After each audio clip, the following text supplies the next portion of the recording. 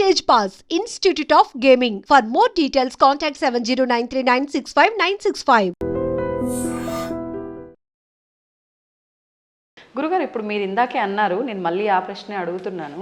అంటే పెంపకం కరెక్ట్గా లేదు అని అంటే మిగతా మతాలలో కనుక తీసుకుంటే చిన్నప్పటి నుంచే వాళ్ళ గ్రంథాలని, ఆ గ్రంథంలో ఉన్న జ్ఞానాన్ని వాళ్ళకు చదువు తర్వాత చదువుకి ముందర ఒక గంట అదే ఒక క్లాస్ లాగా పెట్టి అలాంటివి చేపించే విధానం చూస్తున్నాం.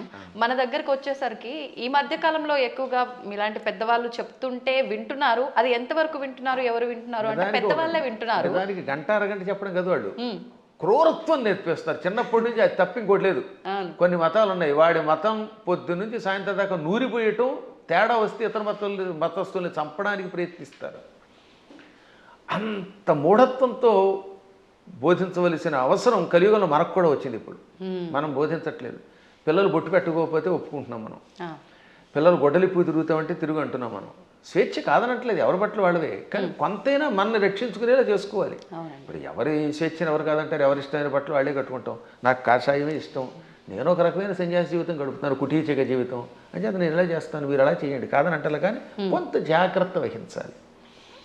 అందుకని చిన్నప్పటి నుంచి పిల్లలు ఏం చేయాలంటే, మనం మన పిల్లల మీద ఎంత ప్రేమ ఉన్నా బొట్టు పెట్టుకోకపోతే, విభూతి పెట్టకపోతే, లేదా నీ సంప్రదాయంలో ఊర్ధ్వపుండ్రం పెట్టకపోతే ఆ పూట అన్నం పెట్టకు. కఠోరంగా ఉండాలి వాళ్ళలాగే, ఇతరులాగే.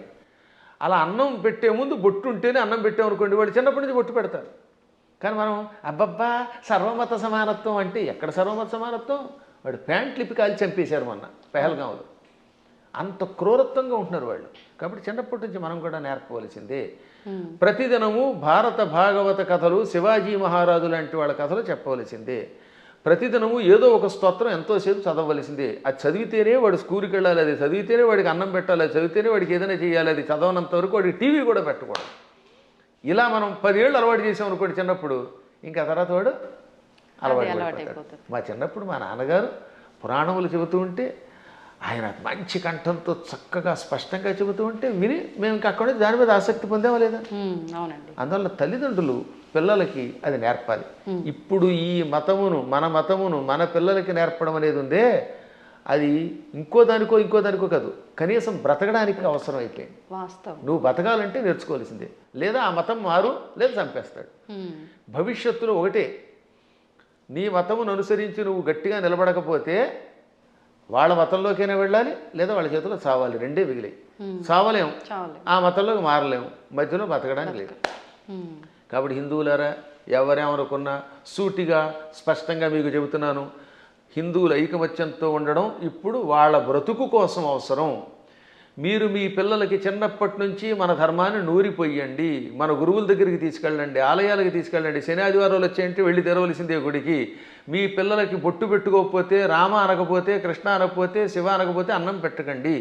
అలా నేర్పకపోతే భవిష్యత్తులో మీకు ఏ విధమైన దిక్కు ఉండదు, మిమ్మల్ని రక్షించేవాడు లేడు. బాగుపడతారా?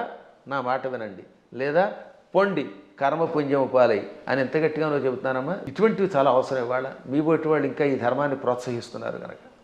గురుగారు, ఇప్పుడు మీరు చెప్పారు బొట్టు పెట్టుకోమని మీ పిల్లలకు నేర్పండి అని. ఇప్పుడు మా జనరేషన్ వాళ్ళని తీసుకుంటే మీరు చెప్పేవి వింటే మాకు కొన్ని అర్థమవుతాయి, కొన్ని అంతవరకే మాత్రమే తెలుసు, మాకు ఆ జ్ఞానం మాత్రమే, దానికి ముందర వెనక ఇంకేముందనే తెలియదు.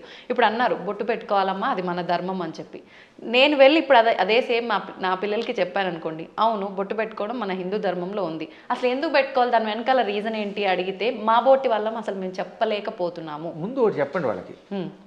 ఇప్పుడు ఆ పెహల్గాంలో ఎందుకు కాల్ చేశారు? వాళ్ళ మతంలో లేరని, అంతేనా? దానికి ఏమన్నా రీజన్ ఉందా? ఇప్పుడు నువ్వు బొట్టు పెట్టుకుంటూ ఇలా ఐకమత్యంతో 10 మంది కలిసి ఉండకపోతే రేపు పొద్దున్న నువ్వు మా వాడివి కాదని చంపేస్తారు. కాబట్టి ఒకటి, ముందు మన ధర్మం బతకడానికి అవసరం చెప్పండి. రెండోది, ఈ కనుబొమ్మల మధ్యలో బొట్టు పెట్టుకుంటే ఒకటి అందం. ఇప్పుడు మీరు ఆ కాస్త బొట్టు తీసేసి ఉంటే మీ మొహం చూడలేం, అదో రకంగా కనపడతారు, పిశాచపు మొహంలో ఉంటుంది. బొట్టు పెట్టుకుంటే సౌందర్యం. తర్వాత ఈ కనుబొమ్మల మధ్యలో జ్ఞాపక శక్తి పెంచడానికి చాలా ఉపయోగపడుతుంది. రోజు నిత్యం ఈ చూపుడు వేలుతోటి బొట్టు పెట్టుకోగా ఒత్తిడికి జ్ఞాపక శక్తి పెరుగు, చురుకుతనం పెరుగుతుంది. కొంతకాలం అబ్జర్వ్ చేయండి మీరే.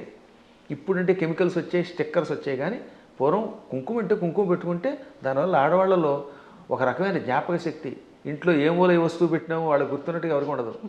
పోపుల డబ్బాలో ఫలానా దాంట్లో కందిపప్పు ఉంది, దాంట్లో పెసరపప్పు ఉంది, ఆవాలు ఉన్నాయని ఎలా గుర్తుపెట్టుకున్నారమ్మా వాళ్ళు అవధానులు. మేము పద్యాలు గుర్తుపెట్టుకున్నట్టుగా అది బొట్టు వల్లే వస్తుంది. జుట్టు చక్కగా కొబ్బరి నూనె రాసుకుని దువ్వుకుంటూ ఉంటే జుట్టు ఊడిపోకుండా ఉంటుంది. ఇప్పుడు కొబ్బరి నూనె ఎందుకు రాసుకోవాలంటున్నారు? అందుకని కొబ్బరి లేదు, రబ్బరి లేదు, శుభ్రంగా నున్నగా అయిపోతుంది. దానికోసం మళ్ళీ బోర్డు ఖర్చు పెడుతున్నారు. అవునా? కాబట్టి పేలు పట్టకుండా ఆరోగ్యంగా ఉండదు. తలనొప్పి తగ్గుతుంది. ఇప్పుడు మీకు తలనొప్పులు ఎక్కువ ఎందుకు వస్తున్నాయంటే కేవలం నూనె రాసుకోకపోవటం, వారానికి ఒకసారి కుంకుడుకాయలతో తలంటుకుపోవడం వల్ల హెడ్ఏకులు వచ్చి దానికోసం మందులు వాడి, ఈ మందుల వల్ల ఇంకో రోగం వచ్చి మోకాలు నొప్పి వచ్చి చెయ్యి నొప్పి వచ్చి గట్టిగా నడవలేరు, కూర్చోలేరు. అందుకని లిఫ్ట్లు పెట్టవలసి వస్తుంది. మేము పైకి కిందకి 4 అంతస్తులు రోజుకి 8 సార్లు ఎక్కుతున్నాను, దిగుతున్నాను. నేను ఇంతవరకు లిఫ్ట్ ఎక్కలేదు తెలుసా? ఇప్పుడు మీరు పైకి వచ్చిన ఈ భవనంలో నేను ఇంతవరకు లిఫ్ట్ ఎక్కలేదు ఒక్కనాడు కూడా. నేను ఒకడికి లిఫ్ట్ ఇవ్వాలి కానీ నాకు ఒకటి లిఫ్ట్ ఇవ్వడం ఏమిటి యంత్రం. అందువల్ల నేను నడిచి వస్తున్నాను. అది కారణం ఏంటంటే తలంటుకోవటం, కొబ్బరి నూనె రాసుకోవటం, ఒంటికి అప్పుడప్పుడు తైలమర్దనం చేసుకుని శుభ్రంగా అభ్యంగన స్నానం చేయటం, బొట్టు పెట్టుబడి, ఈ సంప్రదాయాలు ఆరోగ్యాన్ని ఇస్తాయి. మన సంప్రదాయాలన్నీ ఆరోగ్య సూత్రాలే. మన తలలో ఉన్నటువంటి బ్యాక్టీరియాని చంపి ఆ చేదు, కుంకుడు చేదు బట్టతలు రాకుండా కాపాడుతుంది. రెగ్యులర్గా కుంకుడుకాయతో వారానికి 2 సార్లు 1 సారి స్నానం చేయండి, జుట్టు వస్తుంది.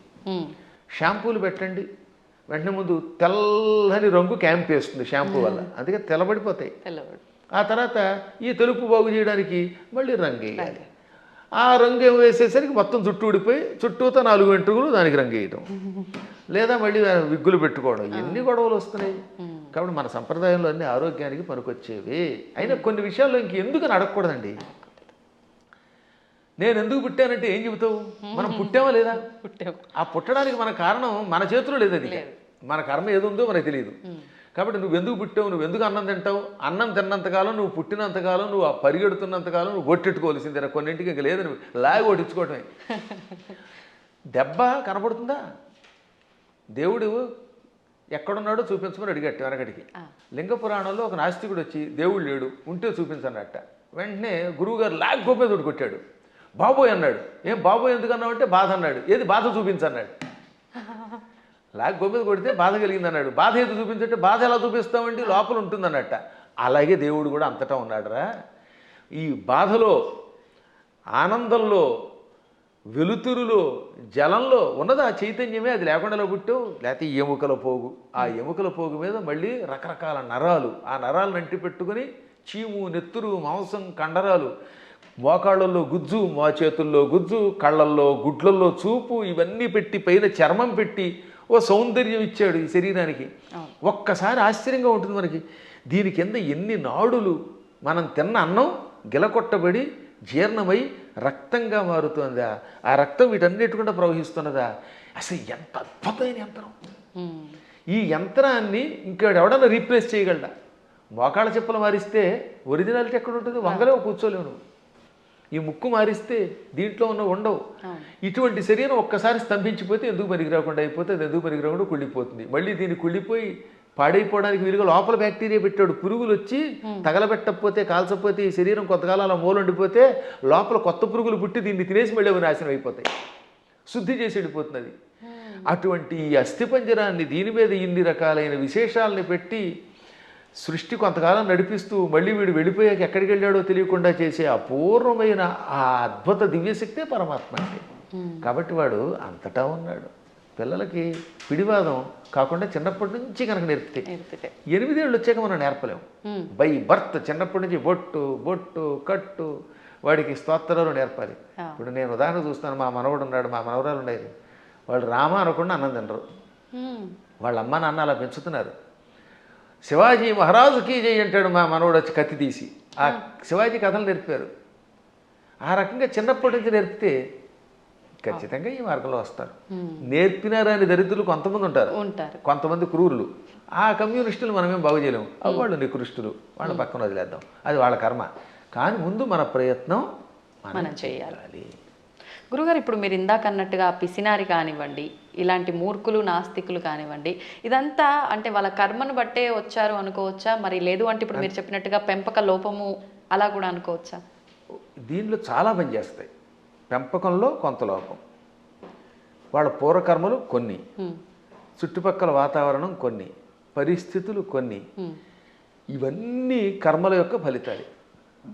అందుకే కొంతవరకు మనం మన ప్రభావంతో మార్చొచ్చు అండి. చెప్ప కొంత మారుతారు, అంతా మారదు. కానీ అలాగే కొన్ని చూడగా ఎప్పటికో కొంతమంది మారుతారు. కొన్ని పుట్టుకతో వచ్చే దరిద్ర లక్షణాలు ఉంటే అవి చచ్చేదాకా మారవు. అందుకే వాటిని ఏమంటారు? నైసర్గికములు అంటారు. నిసర్గ అంటే బై బర్త్ వచ్చేదాన్ని. పూర్వం మీరు ఎప్పుడన్నా సోషల్ స్టడీస్ చదివితే భారతదేశానికి నైసర్గికంగా హద్దులే ఉన్నాయి అంటే ఏంటి? సహజంగా ఏర్పడినవి అని అర్థం. కాబట్టి నిసర్గ అంటే పుట్టుకతో వచ్చే సహజ లక్షణము. అటువంటి లక్షణాలకి అన్నీ పోవుగానే కొంతవరకు మార్చచ్చు. నాస్తికులు కూడా చివరిలో మారినవాళ్ళు లేరు. కొంతమంది పేరు కమ్యూనిస్టులు, మా ఆవిడ రమ్మందండి అని మళ్ళీ ఏడుకొండల దగ్గరికి వెళ్ళడం. అందువల్ల వాళ్ళ ఆవిడ రమ్మన్నా కదా, వీడికి లోపల ఎంతో కొంత భయం ఉంటుంది. దొంగ కనపడ్డావు, అది సంఘంలో ఒకసారి అందులోకి వెళ్ళాక ఆ ముద్ర ఎంచుకుని దానికోసం అలా ఏడుస్తారు. కానీ లోపల వాళ్ళకి పీకుతుందమ్మా. ఇంతెందుకు నేను ఎరిగి నాతో క్లాస్మేట్ ఉండేవాడు, పక్కా కమ్యూనిస్ట్ అనేవాడు. ఓ రోజు గుండు కొట్టించుకొచ్చాడు. ఏమిటంటే తిరుపతి వెళ్ళాట. ఎందుకంటే ప్రపంచ నాస్తిక సభలు దిగ్విజయం అయితే గుండు కొట్టించుకుంటానన్నట్ట. అది వ్యవహారం. కాబట్టి ఇలాంటి వాళ్ళు కూడా ఉంటారు. అది పూర్వం ఒక సామెత ఉండేది, round at stage, flat at home అని. అంటే భూమి గుండ్రంగా ఉందనేమో వేదిక వచ్చి చెప్తాట, ఇంట్లోకి వచ్చాక లేదు బల్లపరుపుగా ఉందంటాట. అంటే ఇంట్లో ఒకటి బయట ఒకటి అన్నమాట. బయట 4తోటేమో round at stage, flat at home అని మా చిన్నప్పుడు సామెత ఉండేది. ఇది వేదికల మీద పూర్వం ఇంగ్లీష్లో మాట్లాడేవారు కదా, వాళ్ళు ఇలా మాట్లాడేవారు అనమాట. అప్పట్లో ఇంగ్లీష్ వాళ్ళ టైంలో అంతా ఇంగ్లీషే ఉపన్యాసం. ఆ ఉపన్యాసాల్లో చిలకవర్తి లక్ష్మీ నరసింహం గారి దగ్గరికి ఒక ఆయన వచ్చాడు. ఆయన పేరు బిపిన్ చంద్రపాల్. బిపిన్ చంద్రపాల్ ఉపన్యాసంలో మాట ఇప్పుడే చెప్పింది. ఆయన ఇంగ్లీష్లో అనర్గళంగా మాట్లాడుతూ, హిందువులు అలా చేస్తున్నారు, బయటకు వచ్చినప్పుడు ఒక రకంగా, ఇంట్లో ఉన్నప్పుడు ఒక రకంగా ఏడుస్తారు, అలా ఉండకండి, ఇంట్లోనూ బయట హిందువుల్లో ఉండండి అని చెప్పడానికి ఆయన మంచి మాట చెప్పాడు ఆయన.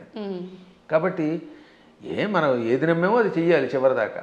అజ్ఞానంతో కూడినవి చేయకుండా ఉండాలి. సరే, ఏది ఏమైనప్పటికీ ముందు పిల్లల్ని మన మార్గంలో మనం పెంచుతామమ్మా. విన్నారా బాగుపడతారు, వినకపోతే మనం ఏం చేయగలుగుతాం? గుర్రాన్ని తీసుకెళ్ళగలం, మంచినీళ్ళు తాగించలేం కదా. అందువల్ల అలా చేయడానికి ప్రయత్నిద్దాం. మళ్ళీ భగవంతుని అనుగ్రహించినప్పుడు ఇంకోసారి కలుసుకుందాం. తవ్వండి, తవ్వుతూనే శివలింగం. సరే, దాన్ని అట్లా కప్పేసేయండి, చూపించదండి. Krishna is there. మూర్తి పూజ కాదు, సాక్షాత్ బ్రజేంద్ర నందన భగవాన్ ఉన్నారు మూర్తిలో. ఏమీ ఆశించకుండా ఆరాధించే వాళ్ళు కూడా ఉన్నారా ప్రభుజీ? నిజమైన భక్తి అంటే మనకు తెలియదు కాబట్టి